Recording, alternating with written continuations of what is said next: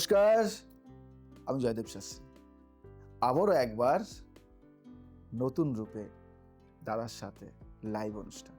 এবং দাদা আমাদের কোশ্চেনের তো দেখেছো, ভীষণ কোশ্চেন দাদার মন থেকে কোশ্চেনগুলি করেছে। এবার যে কোশ্চেনগুলি করবে সেই কোশ্চেনগুলি একটু অন্যরকম। কে করবে? তারা করবে।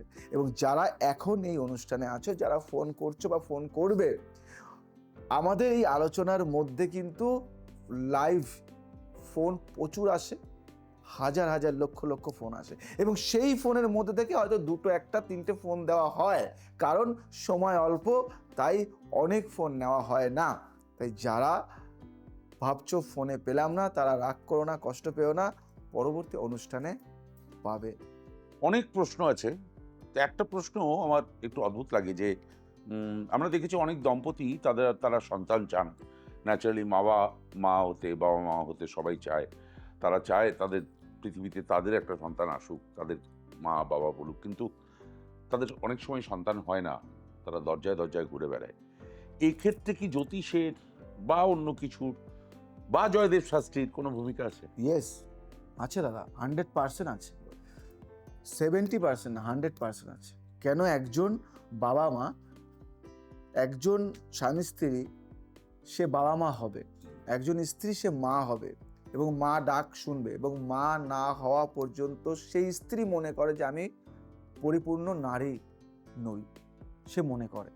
কিন্তু অনেকেই আছেন যাদের সন্তান হওয়ার যোগ আছে, এবং ডক্টর দেখেছি সন্তান হবে, এবং সন্তান দাদা হয়েছেও, কিন্তু 1 মাস 2 মাসের মাথায় সেটা মিসক্যারেজ হয়ে যায়।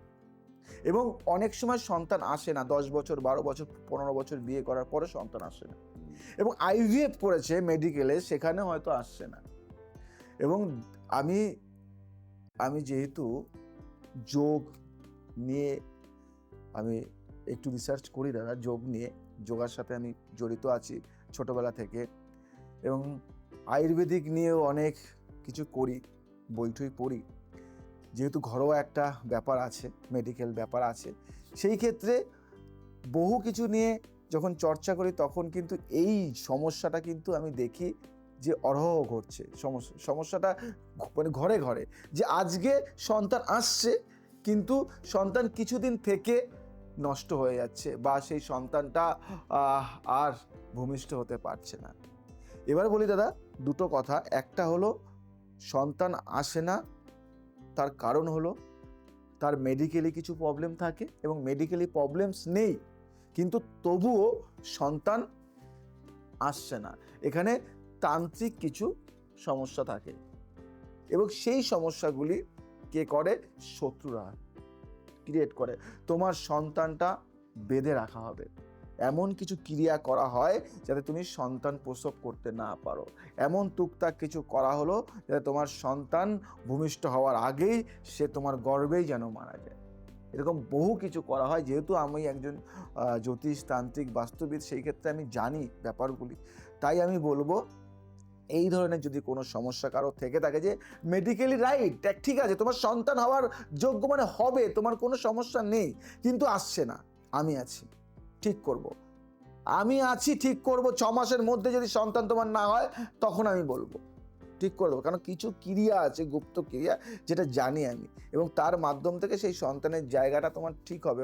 অনেক সময় দেখা যায় যে তোমার গর্ভ বন্ধন করা হয়, গর্ভটা বন্ধন করা হয় কিছু ক্রিয়ার মাধ্যমে, তন্ত্র ক্রিয়ার মাধ্যমে। তাই সে সন্তান প্রসব করতে পারে না, বা সন্তান গর্ভতে বড় করতে পারে না।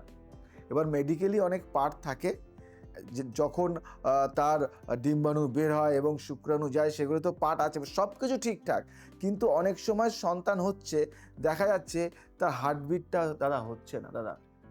মানে আমরা সাধারণত জানি যে 2 সপ্তাহ বা 2.5 সপ্তাহে একটা মানে মায়ের গর্ভে কিন্তু সে কিন্তু হার্টবিটটা আসে, তারপরে আস্তে আস্তে হাত পা হ্যান সমস্ত কিছু, কিন্তু হার্টবিটটা শোনা যাচ্ছে না। দেখা গেল 2 সপ্তাহ পরে বা 2 মাস পরে, 2 মাসের মধ্যে যখন তার হার্টবিটটা আসছে, এবং তারপরেই কিন্তু দেখা যাচ্ছে যে কোনো না কোনো কারণে মিসক্যারেজ হয়ে গেল। তো এখানে সেই মা কিন্তু বড় আঘাত পায়, ডিপ্রেশনে অনেক সময় চলে যায়। সেখান থেকে কিন্তু দাদা আমরা ফিরিয়ে আনি তাদেরকে। সেগুলি কিছু কিছু কাজ আছে, সেগুলি নিয়ে আমি আলোচনা করব। নেক্সট কি কোশ্চেন আছে? আচ্ছা, তোমার এই অনুষ্ঠানের নাম নক্ষত্রের আলো কেন?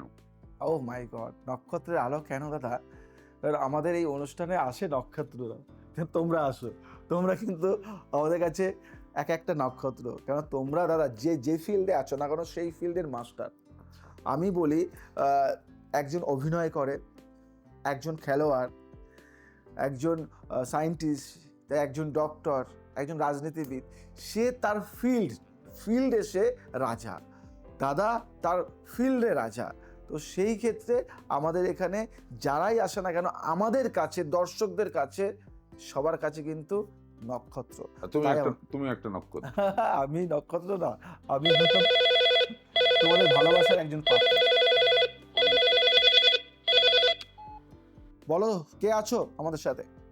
হ্যাঁ, জয় শ্রী ঠাকুর রামকৃষ্ণ। জয় শ্রী ঠাকুর রামকৃষ্ণ, জয় শ্রী ঠাকুর রামকৃষ্ণ। বলো বলো। বলছি আপনার প্রোগ্রাম আমি অনেকদিন ধরে দেখছি, হ্যাঁ লাইভ প্রোগ্রাম, হ্যাঁ খুব ভালো লাগে, আপনাকেও খুব ভালো লাগে। হ্যাঁ। তো আমার আজকে আমার নিজের সম্বন্ধে একটু আমার জানতে চাই যে আমার একটু পাশে আপনার কে থেকে আছে? জানতে পারি। আমার পাশে কে আছে? আপনার পাশে স্যার আছেন সুমিত গাঙ্গুলি। সুমিত গাঙ্গুলি। কেমন লাগে ওনাকে? হ্যাঁ, ওনাকে আমার খুব ভালো লাগে। আপনাদের অনুষ্ঠানে আমি দেখেছি ওনাকে, এর আগেও 51 কালীবাড়িতে এসেছেন, একবার দেখেছি। মানুষটাকে মানে ভয় পাও কি? হ্যাঁ, ওনাকে দেখলে নামটা বলতে গেলেই তো আমি ওনার নামটা বলতে গেলেই ডিস্টার্ব হয়ে যায়, মানে ভয় ভয় একটু লাগে। খুব ভালো মানুষ। নাম, হ্যাঁ, ওনাকে খুব ভালো লাগে, উনি খুব ভালো অভিনয় করেন স্যার। আচ্ছা, সে তো সবাই জানি, কিন্তু ওনাকে তুমি ভয় তো পাচ্ছ? ভালো অভিনয় করি যখন জানেন তখন ভয় লাগে কেন? ভয় লাগে কেন? Right right. এটা তো অভিনয়, মানে অ্যাকচুয়ালি বাস্তবে আপনি যে চরিত্র সেইটা কেমন আমি করে দেখাই। শোনো, আমি আমার এই অনুষ্ঠানে দাদার এই ভয় লাগাটা কিন্তু আমি বন্ধ করব, কারণ ভয় পাবে না, ভালোবাসবে দাদাকে। কিন্তু তোমরা অনেকে আছো ভয় পাও। আমাকে ভালোবাসবে, একদম ভালোবাসবে, ভয় পাবে না। আপনি যেটা অরিজিনাল চরিত্র সেটাই তো আমি করে দেখাচ্ছি। একদম একদম। শোনো ভাই, তোমার 1 থেকে 100 মধ্যে একটা সংখ্যা বলো। হ্যাঁ, 10 10 মহারাজ। 10 10 10 10 10 1 রবি। আচ্ছা, তুমি যে কোনো একটি ফলের নাম বলো। আপেল। গাছের নাম বলো। বট গাছ। বট গাছ, বট গাছ। তোমার ব্যবসায় কিন্তু এখন অনেকটা সমস্যা চলছে, ব্যবসার দিক থেকে, মানসিক দিক থেকে অনেকটা ভেঙে পড়েছো। মান সম্মান হানির একটা যোগ রয়েছে, লোহা দিয়ে আঘাতপ্রাপ্তির একটা যোগ রয়েছে। রিসেন্টলি মানে খুব একটা লস হয়েছে তোমার লাইফে, বহু লস করেছো তোমার লাইফে, এবং শরীরটাও খুব একটা ভালো যাচ্ছে না, পেটের একটু প্রবলেম রয়েছে তোমার, এবং মান সম্মানের জায়গা থেকেও অনেকটা সমস্যা চলছে। তুমি ভাবছো যে আমি কি করব, আমি লাইফে কি আমার এখানেই কি শেষ, সেই নিয়ে খুব চিন্তায় আছো। ঠিক না ভুল বললাম? হ্যাঁ, ঠিকই বলেছেন। আপনার ভাবছি যে আপনি এতগুলো কথা কি করে বলে দিয়েছেন। আমি রিসেন্ট আমি খুব একটা সমস্যা, প্লাস আমার ব্যবসার দিক থেকেও খুব অসুবিধা চলছে। আচ্ছা, আপনি যে ব্যবসা করেন এটাই তো উনি জানলেন কি করে? আপনি যে চাকরি করেন না ব্যবসা করেন, আপনি যে ছাত্র পড়ান না ব্যবসা করেন, এইটা উনি জানলেন কি করে? এটাই অবাক ব্যাপার নয় কি? হ্যাঁ, খুব অবাক ব্যাপার। জানতে বললে আমার সম্বন্ধে একটু বলবে। এই জন্য উনি জয়দেব শাস্ত্রী ব্যবসা বা অন্যান্য বলে দিলেন। এমনি ওনার প্রোগ্রাম আমি অনেকদিন ধরে দেখি, ওনাকে খুব ভালো লাগে আমার। লাল চন্দন, সাদা চন্দন, কালো তিল, কেশর, কাঁচা হলুদ, এই দ্রব্যগুলি একসাথে পেস্ট করে কপালে ফোঁটা দিয়ে তোমার ব্যবসায় বসো, দেখবে তোমার অনেকটা ভালো হবে। এবং তারপরে তো আমি আছি, কন্ট্যাক্ট করো। যখন জন্মালো সেই সময়, যখন থেকে তার মাথাটা পৃথিবীতে ঢুকলো, তখনই তার স্টার, তার সমস্ত কিছু, সেই যে সময়টা, ওইটা দিয়ে যে কুষ্টি বিচার হয়, এটার গুরুত্ব কতটা? একদম দেখা দাদা, 4টে কথা বলি। একটা হলো, একটা বাচ্চা যখন মিলন হয়, মানে স্বামী স্ত্রীর মধ্যে মিলন হয়, এবং সে ওই ডিম্বাণু, এবার ডিম্বাণু যখন বেরোয় মায়ের গর্ভে, তখন কিন্তু ওই শুক্রাণু গিয়ে যে ফাটিয়ে অনেক লড়াই করে যে একটা ভ্রূণ তৈরি হয় বা একটা বলয় তৈরি হয় দাদা, ওখান থেকে দেখবে একটা সময় হার্টবিট তৈরি হয় দাদা। ওই হার্টবিট যখন তৈরি হয় না, তখন থেকে কিন্তু আমরা কাউন্ট করি, ওটাকে আমরা বলি দাদা আদান পুষ্টি। ওটা কিন্তু ভূমিষ্ঠ হওয়ার আগে, যেটা অনেকেই 99% কেউ জানে না, এটা করে না। আমরা হয়তো অ্যাস্ট্রোলজার যারা আছি তারা জানি, কিন্তু অনেকেই জানে না, কেন এটা নিয়ে আলোচনা হয় না, কারণ ওই সময়টা অনেকের মনে থাকে না দাদা। আমরা কখন করি, আমরা ভূমিষ্ঠ হওয়ার পরে কুষ্টিটা করি, রাইট। কিন্তু কুষ্টিতে দাদা ভূমিষ্ঠ তো ও হয়ে গেছে, তুই পেটের মধ্যে যে বাড়লো, যে 9 মাস 10 মাস যে বাড়লো, তাহলে সেটা কি করে কাউন্ট করবে? রাইট। ওটা আমরা কাউন্ট করি, ওটা বলে আদান কুষ্টি, মানে পেটের মধ্যে থাকা ভ্রূণ অবস্থায় যখন হার্টবিট তৈরি হয় তখন থেকে একটা বয়স থাকে, ওই যে ভূমিষ্ঠ হওয়ার বয়স সেটাকে কিন্তু আমরা ক্যালকুলেশন করি। এবং ভূমিষ্ঠ হওয়ার পরে তুমি বাচ্চাটা ভূমিষ্ঠ হলো তখন কি কাঁদলো, কাদার যে টাইমটা সেই টাইম ক্যালকুলেশন করে আমরা কুষ্টি বানাই। এবং সে ভূমিষ্ঠ হলো, সে যখন মানে আমাদের ভূমিষ্ঠ মানে কি ভূমিতে যখন সে আসলো সেই সময় থেকেও একটা কাউন্ট হয়। আজকে ধরো জ্যোতিষী এই যে আমাকে ভবিষ্যৎবাণী করে দিল, আমাকে ভবিষ্যৎবাণী যখন করলো সেই সময় হয়তো আমার দেখা যাচ্ছে যে আমি যখন থেকে জন্মেছি, মানে আমার পৃথিবীতে আসা থেকে শুরু করে যে সময়টা আমি ভূমিষ্ঠ হচ্ছি সেই সময় হয়তো গ্রহগুলো স্থির, কেউ কেউ তার জায়গা চেঞ্জ করেনি, অথবা ঠিক সেই সময় দুটো গ্রহ চেঞ্জ করেছে কিন্তু জ্যোতিষী সেটা খেয়াল করেনি, কারণ তার গ্রহের যে সে যখন জন্মেছে সেই টাইমটা দেওয়া হলো না, এই টাইমটা দেওয়া হয়েছে, হ্যাঁ। মানে 3:38, হয়তো সে 3:38 না 37 হলো, সে 34 হয়েছে। 34 হলো। এবার 34, 35, 36, 37, 38, এই যে 5 সেকেন্ড, এই 5 সেকেন্ডের মধ্যে একটা গ্রহ চেঞ্জ হয়েছে। একদম তো এই যে চেঞ্জটা সেটা তো জ্যোতিষী জানে না। 38-এর চেয়ে তো 34 হয়েছে না 38 হয়েছে, এই যে 5 সেকেন্ডে চেঞ্জ হয়েছে, এইখানে এই যে জ্যোতিষীর ভবিষ্যৎবাণী ভুল হয়, তার গণনা ভুল হয়, এটা কি গ্রহের চেঞ্জের জন্য নাকি বিচারের জন্য? এইটা কি আমায় বোঝাও। একদম একদম একদম আমি বোঝাচ্ছি, এটা বোঝাও। খুব খুব গুড, মানে এত বিশদে বা এত তীক্ষ্ণ বুদ্ধিতে কিন্তু না না না না আমি এগুলো আমার মাথার মধ্যে ঘোরে। কি আমি বলো? আমি বোঝাচ্ছি নিশ্চয়ই বোঝাচ্ছ। এই যে জায়গাটা বললো না দাদা, যে জায়গাটা বললো, এটা কিন্তু খুব ভাই 3-4 মিনিটের ব্যাপার, 3-4 সেকেন্ড। 3-4 সেকেন্ডের ব্যাপার দাদা। সেকেন্ডের থেকেও কিন্তু আরো আছে, সেকেন্ডের আগে আছে কি হ্যাঁ, দাদা, পাল আছে, পাল ফ্র্যাকশন, পাল, তারপরে আছে দ্বিপাল, হ্যাঁ। তারপরে আছে অনুপাল। Right. এই যে অনুপাল, পাল, দ্বিপাল, মানে এইগুলিও কিন্তু এক একটা সময় এগুলোও কিন্তু দাদা বিচার রয়েছে। তো এই বিচারগুলি আমরা ক্যালকুলেশন করি কি, তুমি আমাকে টাইম বলছো 3:35, আমি দেখবো দাদা তোমার এই যে বললো না ফেস রিড করে, তোমার ফেস, তোমার মুখমণ্ডল, তোমার যে আকৃতি, তোমার যে শরীরটা দাদা, তুমি তোমার শরীরের সাথে তোমার এই যে ম্যাচটা, এটা কি ঠিক আছে কি, তোমার হাতের রেখার সাথে তোমার হাতের রেখা যে বিচার করার পরে তোমার ওই টাইমিংটা তোমার সাথে কি মিলছে, বা তোমার কোন দিকে যাচ্ছ। কিছু কিছু ক্ষেত্রে আমরা লগ্নটাকে ধরি দাদা, ওই লগ্ন দিয়ে অনেক সময় আমরা বিচারটা করি, Right. আমরা হোরা বিচার করি, তাৎক্ষণিক বিচার করি। হ্যাঁ। মানে জ্যোতিষ কিন্তু এত মানে মানে নট আ জোকস দাদা, এটা কিন্তু একটা সমুদ্রের মতো, অনেক জানতে হয়। আমরা তার বহু অনেক কিছু আছে, নবাংশ হ্যাঁ। থেকে শুরু করে মানে তার ডিগ্রি অনেক রয়েছে, মানে এগুলি অনেক ব্যাপার রয়েছে। তো সেই জায়গাতে ডিগ্রিও ভুল হয়ে যেতে পারে। হ্যাঁ, তোমার টাইম ভুল মানে সব ভুল। এবার ডাক্তাররা কি করলো, ধরো সবকিছু হলো হয়ে ধরো একটা সিজার রুমে সিজার করলো, সিজার করে তুললো, সে রাখলো, তাকে আগে তো বাচ্চাটাকে ঠিকঠাক করলো, তারপর হাত পা হাত পা ধুয়ে সমস্ত কিছু করে টাইম লিখে দিল। টাইম লিখে দিল, সেটা তার দেখা গেলো 8 ঘন্টাই ভুল, তার হয়তো 1 ঘন্টাই ভুল। আমাকে একজন জ্যোতিষী বলেছিলেন বহুকাল আগে যে বাবু, কথাটা হচ্ছে যে ওই টাইমটা আমরা কখনোই পাই না, ওই টাইমটা যদি পেতাম তাহলে হতো যে বাচ্চাটার মাথাটা যখন দেখা গেল না, বাচ্চাটা বেরোচ্ছে, ওই যে মাথাটা দেখা গেল, ওইটাই টাইম। আর সিজারিয়ান বাচ্চা যখন সিজার করছে, ওই যে ছুরিটা ঠেকালো, ওটাই টাইম। এই টাইমটা কখনোই পাওয়া যায় না। এবার আমি বলবো দাদা, এটা একদম কারেক্ট কথা, আমি বলছি কি আছে না, তুমি এটাই বলো। হ্যাঁ হ্যাঁ, নমস্কার। কে আছে? কে বলছেন?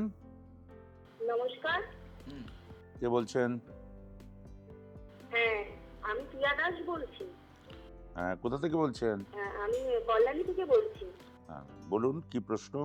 জয়শ্রী ঠাকুর রামকৃষ্ণ। হ্যাঁ, জয়শ্রী ঠাকুর রামকৃষ্ণ। কে বলছে তোমাকে, চিনতে পারছো? ভয় পাচ্ছ? হ্যাঁ হ্যাঁ হ্যাঁ, ওই জন্য একটু ভয় লাগছে। না, ভয় লাগার ভয় কিছু লাগে নেই। কি আছে? তো যাই হোক, বলো তুমি কার সম্বন্ধে জানতে চাইছো?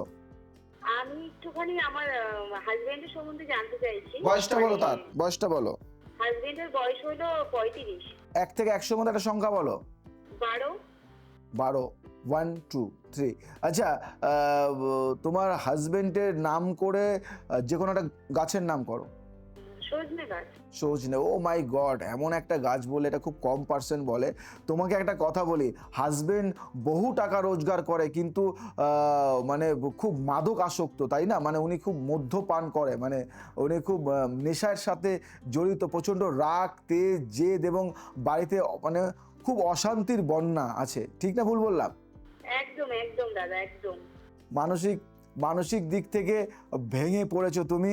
তুমি চাইছো সংসারটা ছেড়ে চলে যেতে, কিন্তু তুমি পারছো না, যেহেতু তুমি অনেক দিক থেকে কিন্তু মানে ইসে আছো, আটকে আছো, তাই তো? হ্যাঁ হ্যাঁ দাদা, হ্যাঁ। তুমি কি চাও বলো? আমি চাইছি যে মানে উনি ভালো ছিলেন, কিন্তু এখন ওই নেশায় পড়ে গেছে, টাকা পয়সা নষ্ট করছে। মানে টাকা পয়সার কোনো অসুবিধা নেই, কিন্তু খুব নষ্ট করছে। তো আমি চাইছি যাতে মানে একটু মানে ভালো করে সংসারটা ঠিক থাকে। মানে তুমি কি সংসার করতে চাইছো? একদম দাদা, একদম আমি করতে চাইছি। নেশাটাকে ছাড়াতে চাইছো? হ্যাঁ, নেশাটা ছাড়াতে চাইছি। সংসার করতে চাইছো, নেশা সারাতে চাইছো, ইমিডিয়েটলি কন্ট্যাক্ট মি, ইমিডিয়েটলি।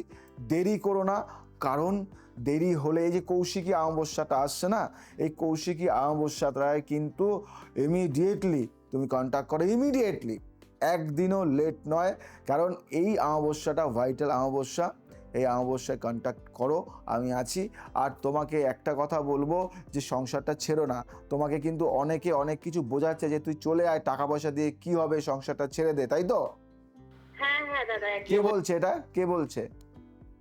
এই যে আমার মানে যেরকম রিলেটিভ, আত্মীয় স্বজন, বন্ধু বান্ধবী, এরা সবাই মানে তারা তো দেখছে এরকম, তো তারা বলছে যে মানে টাকা পয়সা তো ওরকম আসবে, আরো তোর বেটার লাইফ তুই পাবি, তো এই সংসার থেকে বেরোতে। কিন্তু আমি তো যেহেতু ভালোবাসি, তো আমি বেরোতে চাইছি না। আমি চাইছি ওকে ঠিক করে নিয়ে সংসারটা করতে। ইয়েস, খুব ভালো ভালো মনের মেয়ে, স্যালুট জানাই তোমাকে। তুমি সাকসেস হবে, আমি আছি। তুমি একটা কাজ করো, সাদা চন্দন, লাল চন্দন, কালো তিল, কেশর, এটা একসাথে পেস্ট করো।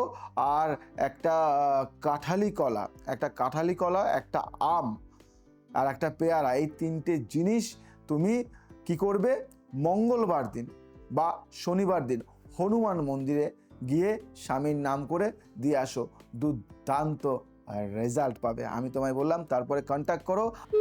আচ্ছা, এই যে মেয়েটি কথা বললো, এর কথা ধরেই বলি, এর এর যে এই ভাগ্যটা হয়েছে, ওর হাজবেন্ড একটা মাদকাসক্ত একটা হাজবেন্ড হয়েছে। হ্যাঁ, ওর টাকা পয়সা রোজগার করে কিন্তু তাও জীবনে সুখ নেই। না, ও বেরিয়ে যাওয়ার মতো জায়গায় চলে গেছে। এইটা কি ওর জন্মকুণ্ডলিতে কোনো দোষ ছিল? এই যে কোশ্চেনটা করলো, সত্যি যে মেয়েটি জন্ম নিয়েছে এবং জন্ম নেওয়ার পরে তার টাকা পয়সা আছে, সব কিছু আছে, কিন্তু তার স্বামী সুখটা পাচ্ছে না। তার স্বামী মাদকাসক্ত এবং দিনের পর দিন এমন একটা জায়গায় পৌঁছে গেছে যেখান থেকে তাকে সে সংসারটা ছাড়তে হবে। এই যে এই কোশ্চেনটা, সত্যি এরা কি জন্ম থেকেই কি এটা ছিল? তো আমি যদি বলি, আমি তো তার ছক দেখিনি, কিন্তু তার ভাইব যেটা পেলাম, তার জন্ম থেকে এরকম ছিল না। হয়তো এখানে একটা কথা বলি, তার বিয়ে হয়তো অন্য জায়গায় হওয়ার কথা ছিল, কিন্তু সে টাকা পয়সা দেখে একটা জায়গায় বিয়ে করেছে। সে ভেবেছে যে এর বহু টাকা পয়সা আছে, এর কাছ থেকে আমি সুখটা পাবো। সেই জায়গা থেকে হয়তো টাকা পয়সা দেখে বিয়ে করেছে, সে কিন্তু সুখী নয়। আবার দেখা যাচ্ছিল যে যার কাছে সে আছে, সেও হয়তো টাকা পয়সা নেই, কিন্তু সে কিন্তু সুখী না। সেই মানুষটা প্রচণ্ড বাজে পার্সন, এবং সেই মানুষটার সাথে প্রচণ্ড অশান্তি হয়, হয়তো সেকেন্ড ম্যারেজও হতে পারে। আবার দেখা যায়, যেরকম আমি এগুলি নিয়ে তো রিসার্চ করি, আবারও দেখা যায় যে তার গ্রহের ফেরের জন্য সে একটা সময় চুটিয়ে প্রেম করেছে এবং সে বড়লোক দেখে বিয়ে করেছে, এবং যেখানে বিয়ে করেছে সেখানে তার টাকা আছে, সম্পত্তি আছে, তার শারীরিক সুখ, মানসিক সুখ, মেন্টাল সুখ কিছুই তার কিন্তু নেই। এবং এই যে মেয়েটিকে দেখলাম, বোনটিকে দেখলাম, সেই বোনের যে বিচারটা আমি করলাম, সেই বিচারটা একটা আলাদা। কে আছো আমাদের সাথে? হ্যালো, সোনালী মন্ডল বলছি দাদা। হ্যাঁ বলো। হ্যালো, বলো। আমি হাওড়া থেকে বলছি দাদা। হ্যাঁ বলো। দাদা, আমি একটা কথা বলতে চাইছি যে আপনার প্রোগ্রাম দেখি। হ্যাঁ সেই সূত্রে বলা হচ্ছে যে আপনাকে একটু সাজেশনও চাইছি যে আমি 5 বছর ধরে রিলেশনশিপে রয়েছি, কিন্তু ওকে কি বিয়ে করা যায় কিনা সেই বিষয়টা নিয়ে একটু কথা বলতে চাইছি। নিশ্চয় নিশ্চয় নিশ্চয় আমি বলবো।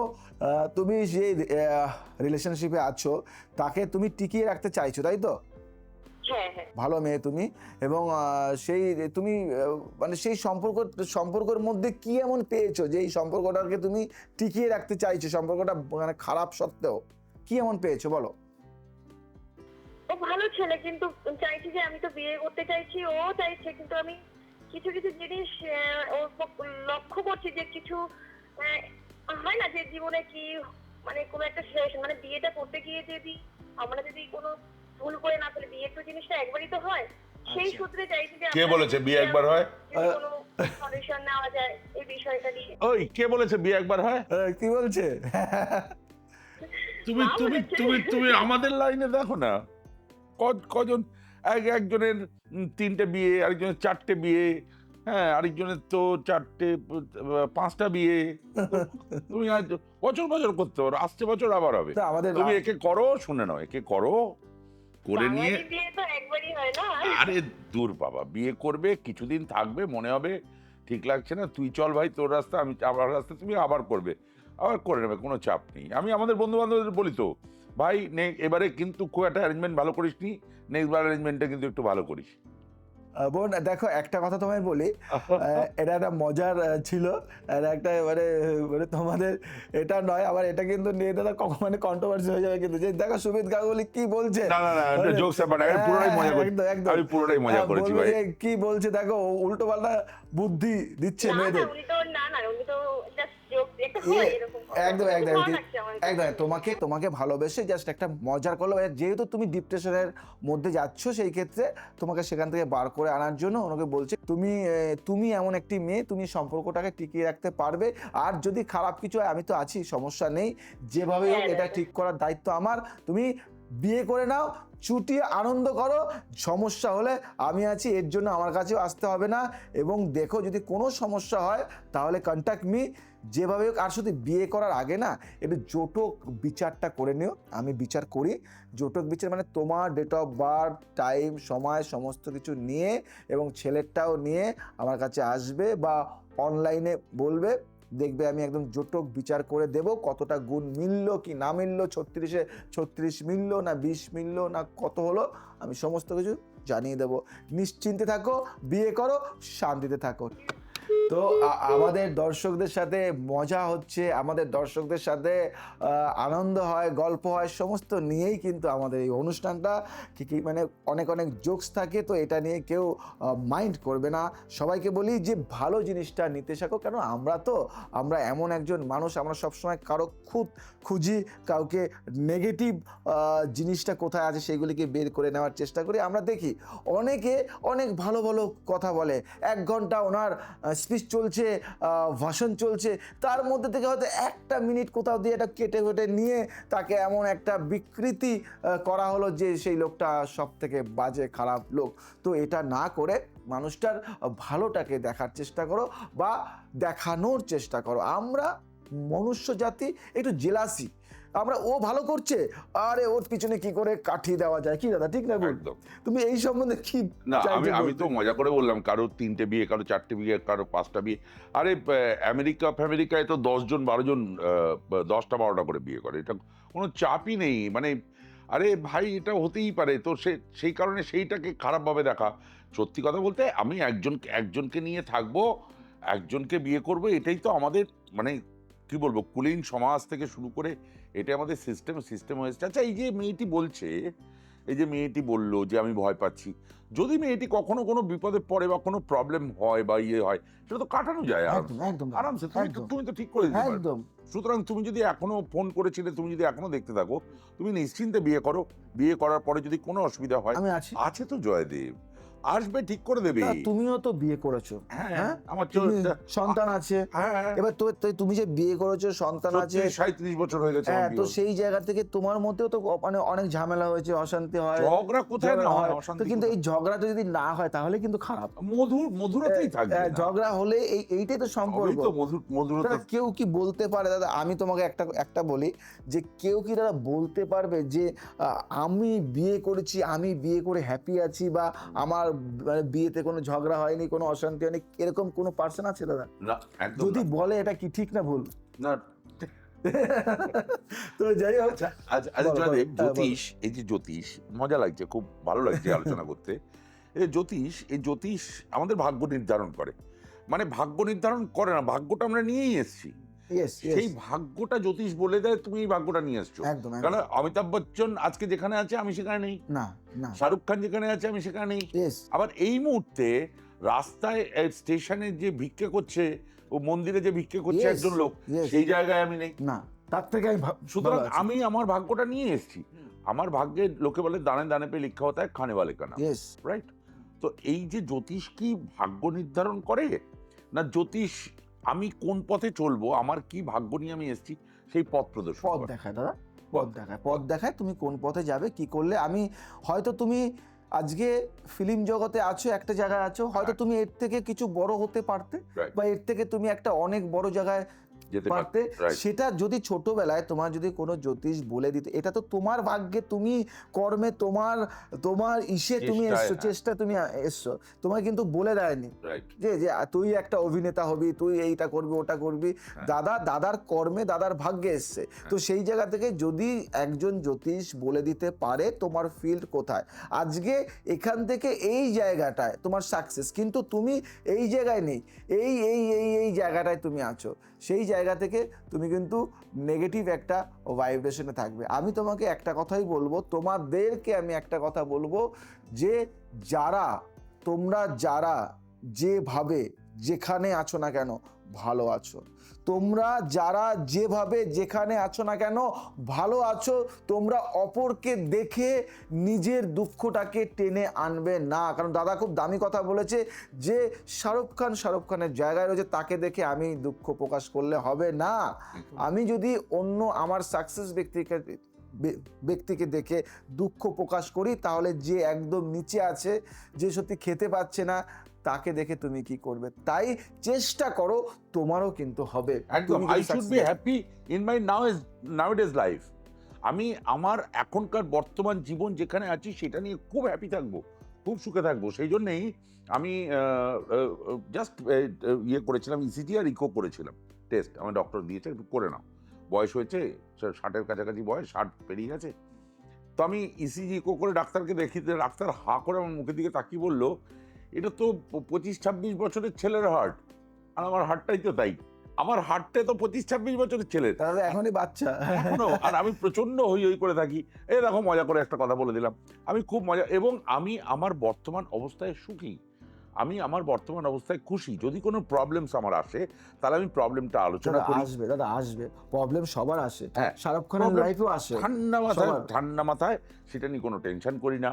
সেটা প্রবলেম এসছে, এবার মজা করো, এবার প্রবলেমটাকে সলভ করো। আমি প্রবলেম পেলাম মানে তো আমি একটা কাজ পেলাম, আমি প্রবলেমটা সলভ করাটা, আমার একটা টাকার দরকার, এই টাকাটা জোগাড় করব আমি, এটা তো আমার একটা কাজ। Yes, পেলাম তো, আমার yes. টাকা আছে, আমার টাকার দরকারও নেই, তাহলে তোমার কাজ নেই, কাজ নেই, বেকার তুমি, বেকার হয়ে গেছি তো আমি। একদম। তো আমার টাকার দরকার আছে এবং আমাকে কাজ করতে হবে, আমাকে কাজ খুঁজতে হবে, এটা তাহলে একটু মজা করবো। তার মানে কি শিখলাম?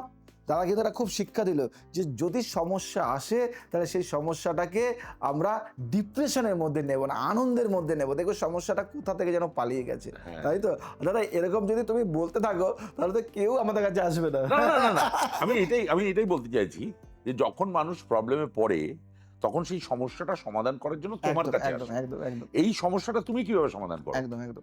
তুমি কিভাবে করো? এবার দেখো দাদা, নিশ্চয়ই তুমি বাধা তার দূর করো। বিভিন্ন মানুষের বিভিন্ন সমস্যা থাকে, সেই সমস্যা অনুযায়ী তাকে সেইভাবে কিন্তু রিকভারি করতে হয়। ওইটাই তো বললাম, যে আমি যখন সমস্যায় পড়বো, তাহলে আমার আনন্দ হবে যে আমি সমস্যাটা সমাধান করব, তাহলে আমি এখন জয়দেবের কাছে যাবো, একদম একদম তাহলে আমি জয়দেবকে দেখতে পাবো, আরো একদম। আনন্দ হবে।